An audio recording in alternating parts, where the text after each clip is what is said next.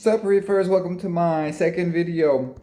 This one is on instant cycling and how to avoid the ugly stage in setting up a new saltwater aquarium. And so, like a lot of reefers out there, I started my systems. I would always use the live rock. I remember using the Caribbean live rock, and I remember it would have a lot of the bad critters as well, as the bristle worms, the pistol shrimp, as the mantis shrimp that can eat some of your fish. And the worst of all is the aptasia anemones that are real common in the Caribbean. So I remember using on a lot of on several builds that I did for clients. I used the Pacific rock, and that was pretty good. But of course, nowadays all of the Pacific rock isn't available. Of course the Caribbean rock is. There's KP Aquatics, I know, out of Florida, that has really good live rock that I've heard I have good stories about. And so with this new build, I'm going to use the Carib Sea arches that I'll show you in a minute. But on these systems, there's there's lots of people that have used the straight dry rock, especially if they're using no sand, or if they're using sand as dry sand, and it's not even live sand. See, so they run into lots of problems there. Where before, what I would do is just cycle an aquarium and just get the rock, put it in the aquarium, and it would cycle in itself, and it cures in about a week, and it'd be ready for corals, But if you go with the system with just the dry rock and that's it, people have taken up from 6 to 9 months to a year just to get to where an aquarium would get with just in 1 week, with the live rock. See, so.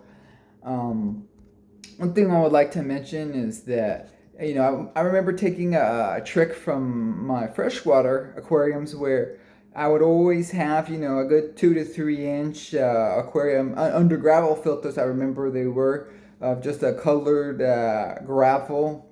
And so, yeah, in a new system, I would get new gravel. And then I would grab a couple cups from my established system and just put it in there. And it was just like an instant cycle. So I would put the fish in there after a couple days, or probably best like a week. And I've always done the same thing with my saltwater aquariums. And so then when I started reefing, of course, I had all the live rock and sand. So yeah, I would just grab sand from one system and put it in my new system. So now I've starting this system fresh. So like a lot of people, so I'm running into the some methods of how to instant cycle the aquarium. And so that's why I would say that if you can't find or don't want to use live rock, then use live sand. And live sand is totally awesome because it should have, a lot of come from the ocean, should have lots of the micro bacteria on it, nitrifying bacteria, and all kinds of other bacteria on there to help get your system and your biome on there established. And so that's why I remember 10 years ago, this Miracle Mud first came out. It's by Ecosystems Aquarium, and I thought I was pretty suspicious of it at first, kind of like a snake oil or a salesman product, where they were kind of claiming for it to do just about everything, and not doing a real good job of explaining why. And kind of after that time, the whole thing caught on, where people were using either not just Miracle Mud, but they're called refugium muds, in their refugium systems underneath the sump of their aquariums. And so, yeah, I thought that was a good idea as far as keeping, instead of having, see, because people that have started systems, and even if they're using the live, even if it's using dry sand, they've had much better results than having nothing. So I think that it's obvious, in my opinion, that at least there's that it's a good form of biological filtration, that we used to always have with that I used to have the undergravel filters, and then the trickle filters. So that was a good biological base on the system.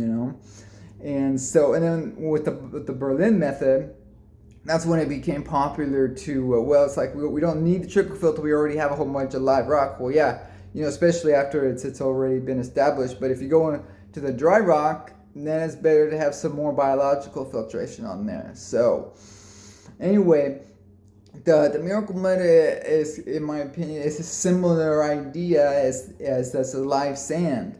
So it's like, cool, we grab this, it's from the ocean, it has a whole bunch of bacteria and sediments in there. And they're also saying that it has a whole bunch of beneficial trace elements and other nutrients, trace nutrients and things that are really helpful. So, in addition to that, I have the Carib Sea live sand right there. I chose the Ocean Direct Ossolite, and this is a much heavier sand compared to the mud, because the mud is actually has some dirt in it. Really, it's like a sediment, ocean sediments directly from it's been collected from the marine ocean, and but has the other side of it is that it's so fine, is that it can easily get it can easily get disturbed and dusted up into the aquarium. So you kind of have to try to be careful to just not disturb it as much. But they also have the recommendation to change out 50% of it every year, and because it's so fine that you can't clean it, like you can clean sand. So I like that idea, and I thought I would apply that too as well to the Ossolite Carib Sea sand, live sand, in that I could try to, if I can't clean it, I could try to clean it, because ideally you want to keep it cleaner, and then but I could just remove 50% or 100% of it every 6 months or every year. And so I also have up there the Carib Sea Florida crushed coral, and it's not live, so it doesn't have any cycling advantage to it. But the reason I chose it is it's a bigger size, such that I know that I can easily clean that out over time. So I can kind of compare. I can grab a bunch of that, say after a year, and clean it all out real good, and I can reuse it. Whereas the other stuff, I could probably recycle it, or get new sand and new mud. And so, yeah, let me show you also. It's good to use. They have this, I like the Tropic Marine salt, and this is real good. It's their new symbiotic salt, and it should probably, I like to call it starter salt, because it already includes nitrifying bacteria and some other biological elements, to help kickstart your aquarium, so it's not in such a stable environment. So yeah, starter salt. It's good if you're starting a new aquarium, and I have it right here in my small container right here, where I'm gonna put all of my basically some of the stuff in the refrigerant and in my sump. So right here I have that's the Ecosystem Aquarium Miracle Mud, the darker stuff right there, and that's 2 cups. And then I have another tray right there, 2 trays, 2 cups each of the Carib Sea Ossolite sand.